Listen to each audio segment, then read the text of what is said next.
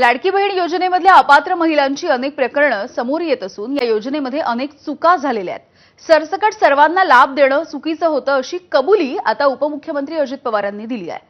योजनेमधल्या अर्जांच्या पडताळणीचं काम सुरू असून गरजू आणि पात्र महिलांना लाभ दिला जाईल असंही त्यांनी स्पष्ट केलं। ज्यावेळेस आम्ही ही योजना आणली त्यावेळेस आमच्याकडे फार काळ कमी होता। तुम्हाला सगळ्यांना आठवत असेल की 2-3 महिन्यातच लगेच निवडणुका लागून होत्या। त्यावेळेस या सगळ्या गोष्टी तपासण्याच्या करता जेवढे वेळ पाहिजे होता तेवढा मिळाला नाही, तरी आपण आव्हान केलेलं होतं। आपल्याला असं वाटलं होतं की जे त्याच्यात बसत नाही ते अर्ज करणार नाही, परंतु काहींनी केलेलं आहे। आता दिलेले पैसे तर आम्ही काढून घ्यायचा प्रश्न येत नाही। अरे बाबा कशाला आता कारवाई करायला निघतोय तू तर ना, ज्यांना गरज आहे त्यांना पैसे अरे मान्य आहे ना, चुकलं त्याच्यामध्ये, आता त्यांनी नको होतं करायला।